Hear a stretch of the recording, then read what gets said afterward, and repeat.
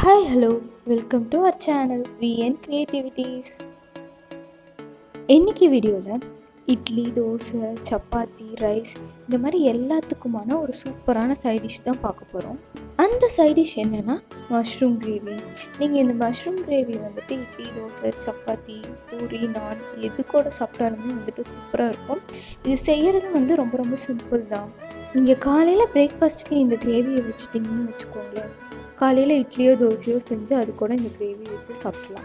மத்தியானம் ரைஸ் அது கூட இந்த கிரேவி சாப்பிட்லாம். அதே மாதிரி நைட்டுக்கு சப்பாத்தி வச்சு அது கூட இந்த கிரேவி சாப்பிட்லாம். ஒரு நாள் ஃபுல்லாக முடிஞ்சுது.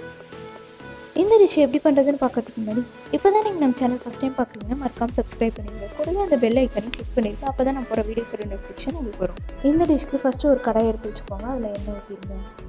எண்ணெய் நல்லா சூடானதுக்கப்புறம் கொஞ்சமாக கடுகு போட்டுக்கோங்க. கடுகு நல்லா பொரிஞ்சு வந்ததுக்கப்புறம் அதில் கொஞ்சம் கார்லிக் சேர்த்துக்கோங்க. அதை பூண்டு சேர்த்துக்கோங்க. பூண்டு சேர்த்து அதை நல்லா வதக்கி விட்டுருங்க. பூண்டு நல்லா கோல்டன் ப்ரௌன் ஆனதுக்கப்புறம் நான் ஒரு ஆனியனை குட்டி குட்டியாக சாப் பண்ணி வச்சுருக்கேன். இதை இப்போ இதில் சேர்த்துக்கலாம். இப்போ இந்த ஆனியனை நல்லா வதக்குங்க. இந்த ஆனியனோட கலர் டிரான்ஸ்பரண்ட்டாக மாறுற அளவுக்கு இதை நல்லா வதக்கி விடுங்க. இப்போ பாருங்கள், இந்த ஆனியனோட கலரில் உங்களுக்கு சேஞ்ச் தெரியுதா? இந்த மாதிரி ஆற அளவுக்கு இதை நல்லா வதக்கிடுவோம். வெங்காயம் நல்லா வதங்கினதுக்கப்புறமா நான் ஒரு 2 சின்ன தக்காளி எடுத்து அது பாக்ஸ் பாக்ஸாக கட் பண்ணி வச்சுருக்கேன். அது இதோட ஆட் பண்ணிக்கலாம். இப்போ இது நல்லா வதக்குங்க. தக்காளி எப்பயுமே நல்ல பழுத்த தக்காளியை எடுத்து நம்ம சமையலுக்கு யூஸ் பண்ணோம்னா அது நல்லா டேஸ்ட் கொடுக்கும், நல்லா கலரையும் அது கொடுக்கும். இப்போ இது கூட கொஞ்சம் கருவேப்பிலையை சேர்த்து அதையும் வதக்கிடலாம். நம்ம அடுத்ததாக இந்த தக்காளி வதங்கிறதுக்கு தேவையான அளவு உப்பு சேர்த்துக்கலாம். அடுத்து ஒரு 1/4 டீஸ்பூன் அளவுக்கு மஞ்சள்தூள் சேர்த்துக்கலாம். சேர்த்து அதை நல்லா வதக்கி விட்டுக்கலாம். எப்பயுமே இந்த தக்காளியிலேருந்து நல்லா ஜூஸ் வரணும், அந்த அளவுக்கு அதை நம்ம வதக்கணும். அப்போ தான் டிஷ் நல்லாயிருக்கும். அடுத்ததாக ஒரு 1/2 டீஸ்பூன் மிளகாய்த்தூள் போட்டுக்கிறேன். நான் நார்மல் மிளகாய்த்தூள் போடுறேன். நீங்கள் காஷ்மீர் மிளகாய்த்தூள் போட்டிங்கன்னா எனக்கு கொஞ்சம் ஜாஸ்தியாக போடுங்க. உங்கள் காரத்துக்கு ஏற்ப மிளகாய்த்தூள் கூடவோ குறைஞ்சவோ போட்டுக்கோங்க. இப்போ இதை நல்லா வதக்கி விட்டுக்கோங்க. அடுத்ததாக ஒரு டீஸ்பூன் கரம் மசாலா ஆட் பண்ணுறேன். இதையும் நல்லா கலந்து விட்டுக்கோங்க. இந்த தக்காளியை நல்லா மேஷ் ஆகிற மாதிரி நீங்கள் வதக்கி விட்டுருங்க. தக்காளி நல்லா மேஷ் ஆகிருந்தால் தான் இந்த டிஷ் நல்லாயிருக்கும். ஸோ அதை நல்லா குத்தி நல்லா மேஷ் பண்ணி விட்டுக்கோங்க.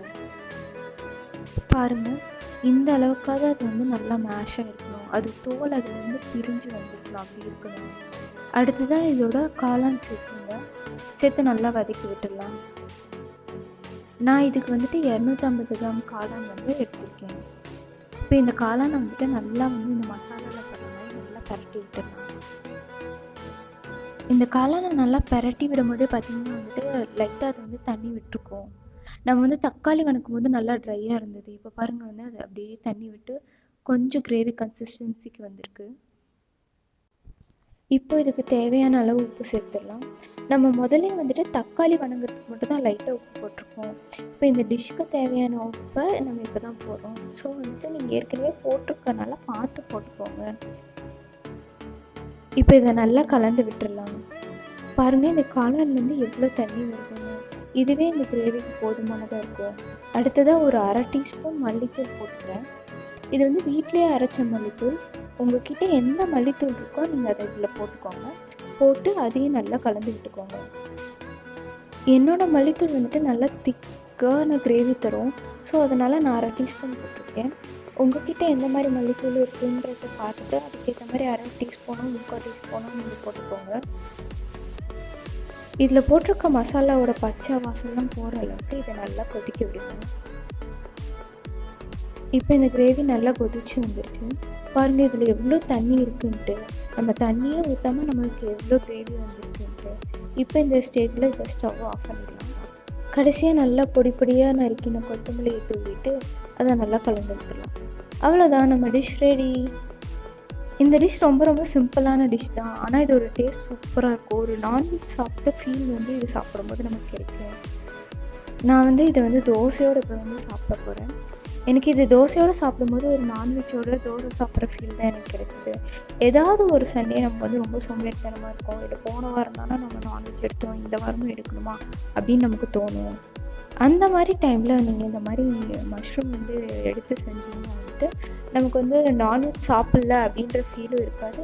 காலையில் வச்ச இந்த கிரேவி வந்துட்டு நைட்டு வந்து யூஸ் பண்ணிக்கலாம், நம்ம வேலையும் பண்ணி அதே மாதிரி வந்துட்டு இதை வந்து ரொம்ப சிம்பிளாகவும் நம்ம மேக் பண்ணிடலாம். ட்ரை பண்ணி பார்த்துட்டு எப்படி இருந்ததுன்னு எனக்கு கமெண்ட்டில் சொல்லுங்கள். இந்த வீடியோ உங்களுக்கு பிடிச்சிருந்ததுன்னா லைக் பண்ணுங்கள், ஷேர் பண்ணுங்கள், கமெண்ட் பண்ணுங்கள் அண்ட் மறக்காமல் சப்ஸ்கிரைப் பண்ணிடுங்க. தேங்க்யூ ஃபார் வாட்சிங்.